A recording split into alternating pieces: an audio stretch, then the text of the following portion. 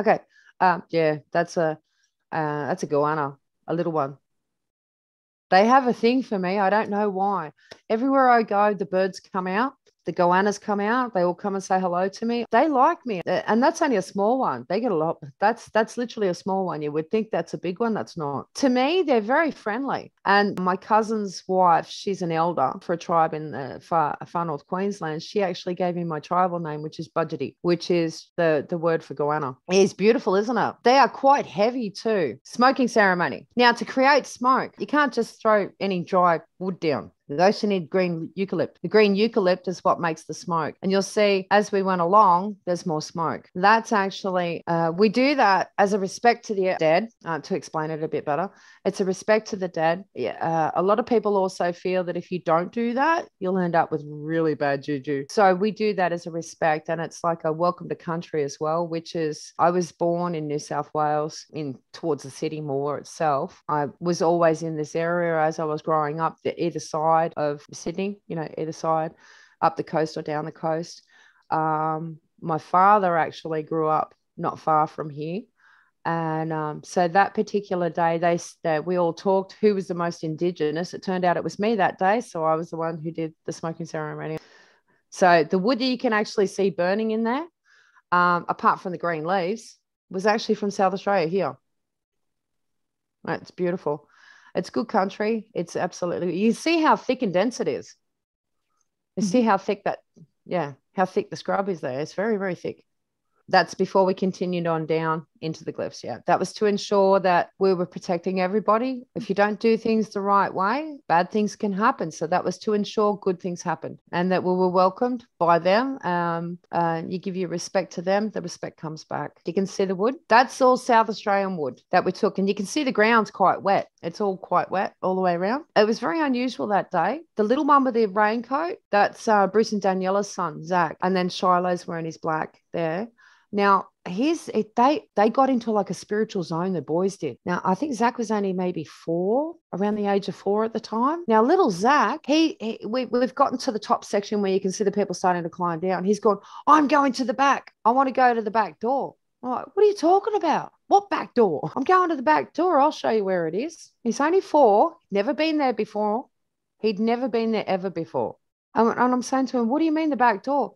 And his dad's yelling out, Bruce is yelling out, stop. And it's like, okay, it's all right. I'll grab him. Don't worry, I've got him. And he's going, come on, Auntie Wendy. I'll show you where the back door is. I was going, all right, mate. Okay, show me where the back door is. As we went through, now I hadn't actually been down in this section ever before. I'd seen the outer section before from above it, but never actually gone down in. So this particular day, I said, okay, come on, mate, show me where we're going. And we went down in, and I said, we were like halfway through the glyphs. And I said to him, whereabouts is he? He said, that way. And then you go that way, which would be down and off to the left. Okay, all right, show me where it is. Well, there was a big opening as you go in. It was literally like another like a hallway going off to the left. He was right. There was more rooms going off. How would he know? And he's only 4 as we go through. Yeah, smoking ceremony. Yeah. That's little Zach there. His dad's helping him do the smoke because we bring the smoke up over our heads, from the eucalypt to bring it up over the top of us. It's all part of the ceremony. It's like a cleansing as well. It actually smells beautiful. And when you leave there, you can still smell it on your skin and everything. It's gorgeous. It's a beautiful smell. That's Shiloh when he was little. He's also very young there as well. And yeah, see what I mean about the smoke that comes off? There's more smoke. Or you get that fire going and then you just put some of the green eucalypt on there and it creates that beautiful big, it's gorgeous. Yeah. So that's Bruce and his son, Zach. Aha. Down to the end and hang a left. That's where he went. We go down to the end where that wall is at the end there and hang a left. It goes either side, but off to the left, you're actually got shelter you've got more rock shelter above you. And you can see through here, the roof's collapsed. This first section, you can see that first section there where you can see the shelf. That was originally a roof. And then you can see on the ground there, the roof's collapsed. That's what's left, And so once you pass this first main section, that it's all open to the elements. And you can zoom in on the walls, and you can see on the left side there, you can see the glyphs. This particular wall at this time, Shiloh is arguing with Bruce. Now, Shiloh's only, I think he was maybe 6 at the time. He was possibly about 6, 5 or 6. And he was arguing with Bruce. As I said, the two boys went into like a spiritual zone, and Shiloh was arguing with him. That's the entrance to the tomb.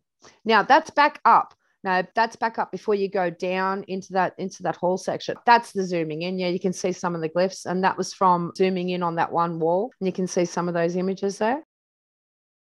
Now, I actually, many, many years ago, prior to going there, climbed in there and had a look. There's not much to see. There's other areas. I was too scared. I didn't want to go too far because I didn't know how far it went, but it's perfectly cut. Stone doesn't get cut perfectly straight in nature. And I mean smooth, beautiful, smooth. But down inside there, you could see it was all smooth. Supposedly that was, from what I've been told, since somebody was buried in there. We never saw any bones or anything in there. And from what I've been told by other people that have actually been in there, supposedly you go down through that one section and you crawl through, and then you get down into another section, which opens up even bigger to like an area that you could put a semi in. Okay. Personally, I haven't seen it. It needs to be dug out again because, as I said, council buried it. Now, stop. Stay on that picture. Right. Now, you can see that the shelf section, the roof that everybody's looking under, that was the bit that's what I mean. That's what's left of the roof. Now, off to the left, you can see this lady here with a red bag. All right. That red bag. Now, if you're going from that red bag, go across to the wall.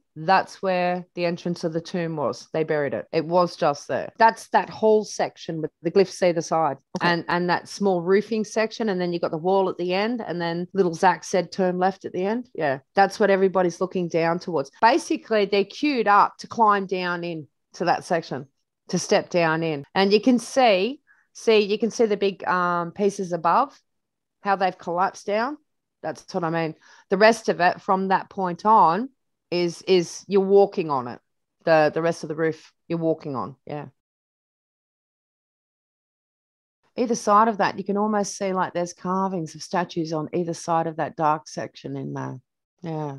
I wish I could get in there. And that the problem is in that area, when I spoke to Sydney University, the one that did the Macquarie Lighthouse article, they said to me the problem is because of the where these things are positioned on the wall, it's either too high up or it's the level that it's at, so you've got land up the top or the seas down below, and it's a matter of them trying to work their way in. It was very hard to get the imagery. If Google Earth hadn't have been there at that, the lighting had to be at the right time to be able to get the images. If it hadn't have been, we'd never be able to see these. Nobody knew they were there. I'm the first to have discovered them. Nobody knew they were there.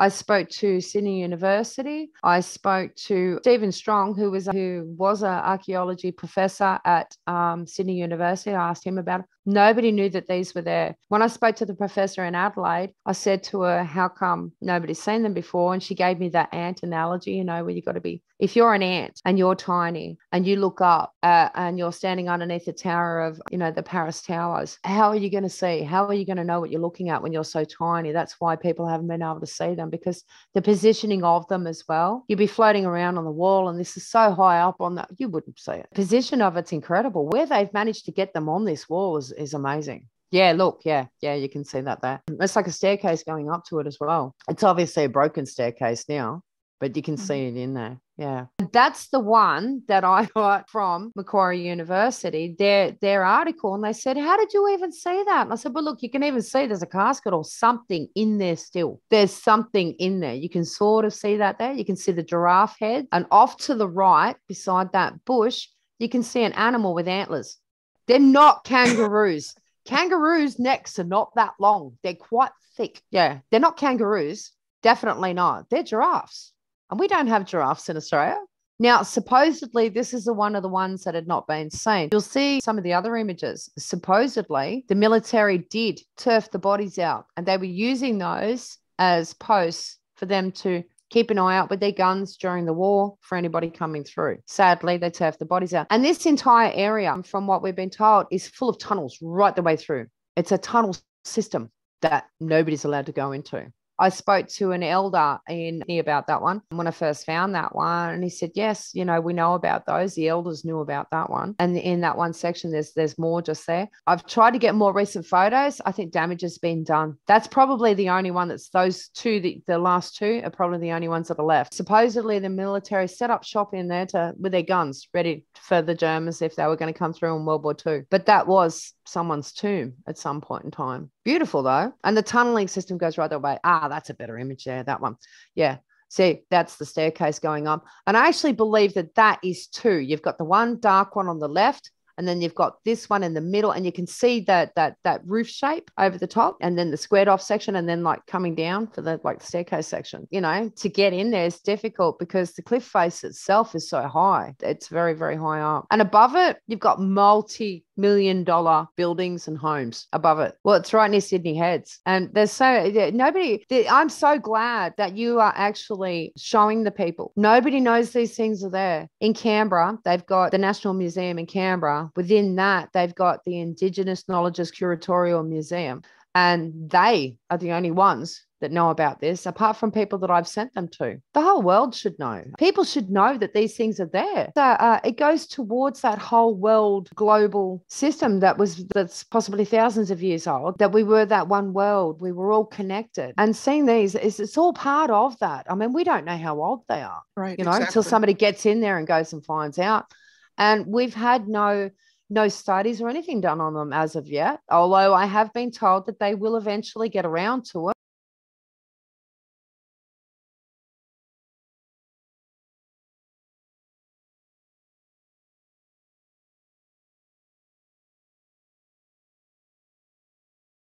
Now, you can see that gorgeous face. It's like a wing, I'll just go sideways here. It's like you got the wing coming up. It's like a wing. I'm not sure what it is, but you can see that there. And then you can see the face in this section and the headpiece, you can see that. And below that's the toes. Oh, they've got toes on them. That's the head. There's the toes below. Yeah. Gorgeous. And there's a series of them. I don't know. Some of them, it's got me wondering because they all look different from each other. Look at his beautiful big nose and his lips. He's got a beautiful big nose and lips on him. They've got, it's not just one style.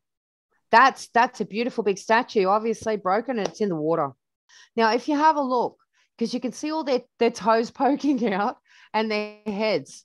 And the beauty of that is that it's not just one style. You've got it's like multiple different cultures came and all added their own bits. You've got Egyptian, you've got Easter Island sort of style looking ones, and all these different, they're fantastic. And people don't know that they're there. See what I mean about these tiny, the houses look tiny, but they're actually multi-million-dollar homes on top there. It's several kilometers of section going from Bondi Golf Club and Bondi Beach all the way through to Sydney Heads.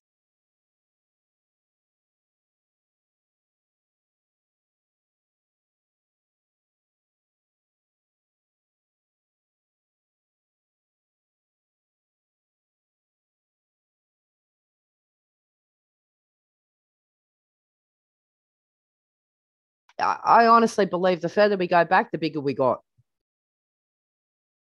Now, I've seen images from different depictions in Egypt that look like that. And that's what I'm like, wow, oh, wow, you can really see that. That's from those last images. If you're looking at the feet, go left. Okay. And just keep going left towards Bondi. It's still on that same wall. I think I sent you an image of from Bondi to the end of the line. Did I show you that one? From Bondi to the end of the line. It's that entire area. There's multiple different styles. I mean, look at that. That looks like one of those cat ones to me. So one of those Egyptian cat ones. I'm not sure. I mean, but, it definitely looks Egyptian to me. Down at the bottom here? Yeah. Up top.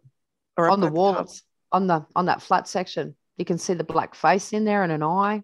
Yeah, there. Oh, right here. Yeah. I actually think all that rubble on the bottom may have been a roof and it's collapsed in. Don't know if it was a temple, if it was used. It was obviously used for something. I've actually been in that area.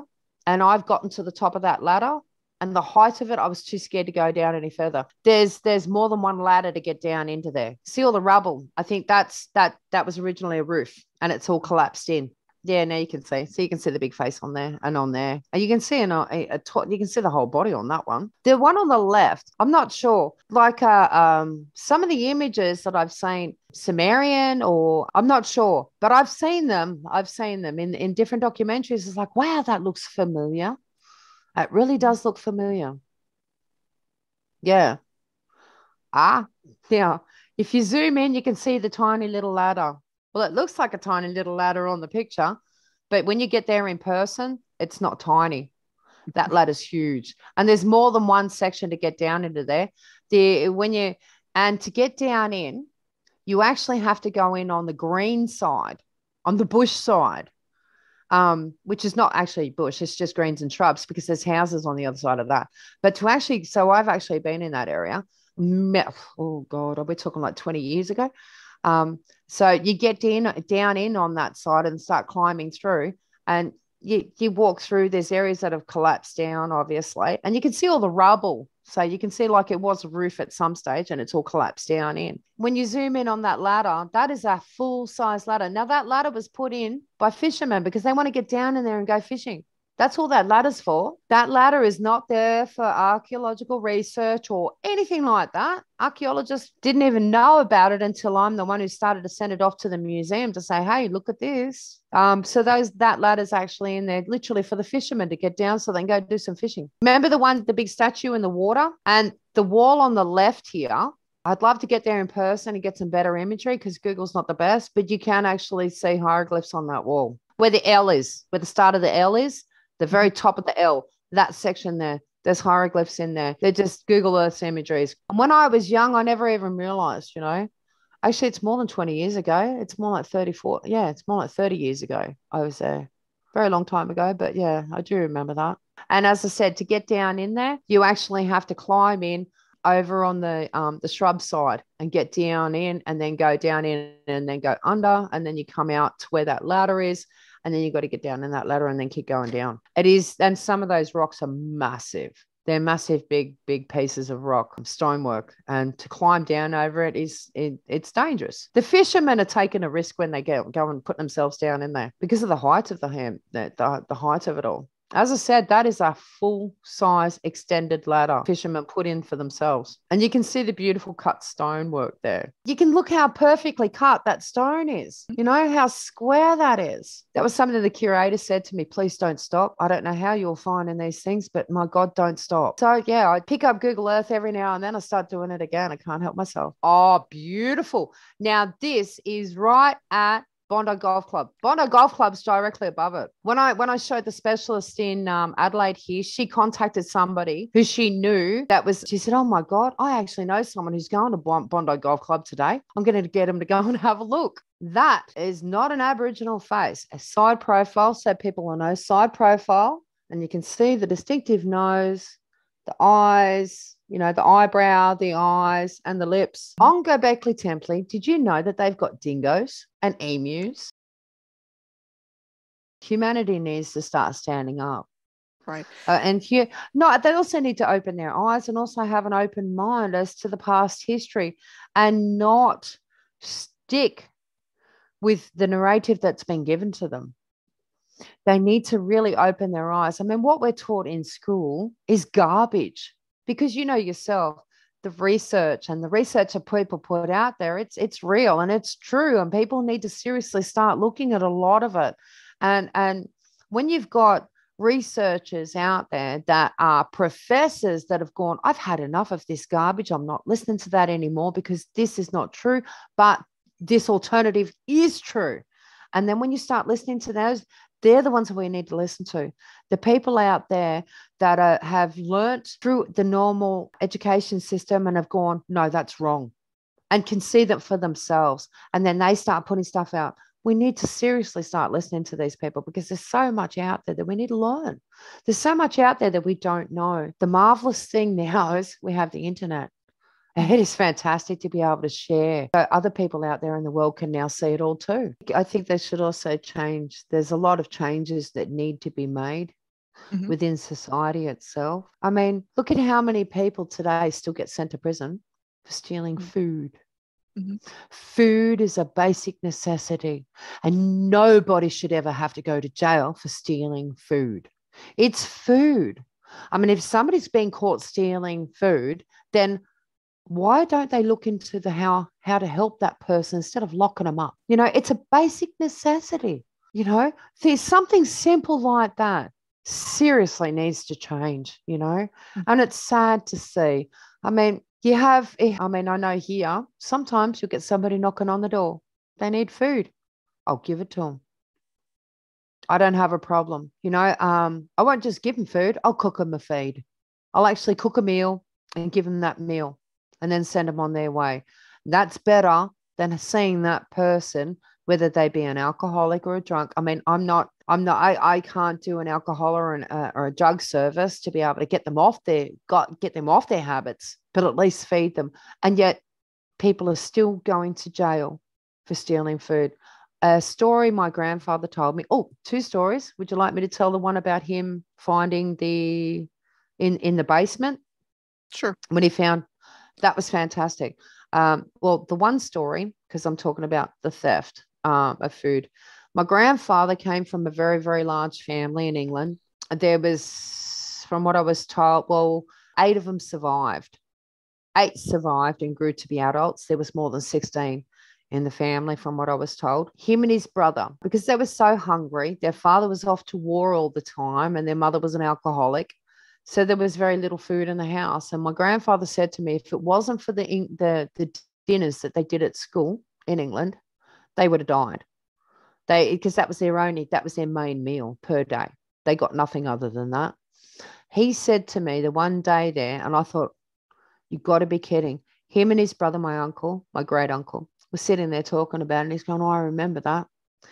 One was walking, they were in the main area of where somebody leaves and comes in. Mm-hmm. They passed each other on their way through. One was on his way in, one was on his way out. They'd both been sent there for stealing food to feed the siblings, the younger ones, to try and keep the babies alive in the family. That's the sort of thing. Even today, it still happens. As I said, it's a basic necessity and it shouldn't be happening. But as I said, that one story my grandfather told me about. Now, this goes back to, he said he was like 18, 19. It was during the war, World War II. He said they had a lot of buildings that they had to go and fix, you know, a lot of things that they were doing, a lot of repairs because of the bombs. There was the one house there. He said they went into the basement. I said, yeah. And he said they saw the one wall was starting to crumble. He said, so the boss said, all right, let's rip that out. We'll have to replace it, you know, because otherwise you can end up with it all collapsing down and, you know, okay, no worries. He said they started to rip the wall out and they found a door behind the wall. I was like, oh, okay. There's another room in this basement. Oh, wow. Okay, let's go in and have a look. That's what blew his mind. He told me when they opened this little door, it was a bakery. He said there was dough still on the shelves. It was all solidified. Dough on the shelves that was ready to be put into the oven. He said there was baked bread, baked loaves on the shelves ready to be sold. The oven was there. He said on the bench, he said there was a recipe. He said beautiful, beautiful handwriting. And he said, I was so stupid. He said, I should have just waited for the archaeologist to come in. I said, why? He said, he put his hand underneath it, went to lift it. It turned to dust in his hand. I went, oh, Pop. He said, but the most amazing and incredible thing of all, it had a front door and glass windows, the little glass window panes. He said the windows were in perfect condition. The door was in perfect condition. I said, what was on the other side? He said, it was full of dirt and mud, just completely buried. I said, what? He said, originally there was a street out there. I said, really, Pop? He said, yep. He said, that was the front windows and doors to a bakery that had been buried. I said, well, how did it get buried, Pop? He said, well, I don't know. Don't know the story for that one, he said. Don't know, but it was all buried. Was that in England? Yes, it was. Yeah, it was in England, in Birmingham. Yeah, and that's where my mother was born as well, Birmingham. Very But interesting. yeah, yeah, and that was all buried. And so I said, well, what was he? Well, I don't know the story for that one. I couldn't tell you how it got buried or what happened to that street. And he said, but that was in a basement? He said, yeah, deep down in the basement, you know? Wow. So that was an original bakery. I wonder why they sealed that section up then and built, why they would have blocked it off. It wasn't used anymore. But he said to me, he said the door was in perfect condition. He said maybe a couple of the panes might have had some cracks in them, in the glass panes. But other than that, he said it was perfect. He said it was like a time capsule hidden away down in a basement. But the outer door, on the other side of that door and those windows, is completely full and covered. See, we don't know our past history. We don't know our stories. I would love to have known what happened. You know, what happened? How did that come about? You know, that would have been amazing. That would have been amazing to have seen all that. And he said the handwriting was incredible. He said he assumed, his wordings, I assumed it was a recipe. He couldn't understand the handwriting. So, yeah. And as he said, when he put his hand underneath it, it just went to dust. He said, oh, I just didn't think. He said, and as soon as that happened, I stopped. I didn't touch anything else. I said, oh, wow. But yeah, as a mud flood history, it has happened. Definitely, 100%. Now, after he told me that story, there was some documentaries that I saw that in England, they have actually dug down and found multiple street levels. They dig down and there's a full street level that hasn't been touched in several hundred years. They dig down below that. There's another street level that hasn't been touched in several hundred years. Oh, there would love to know.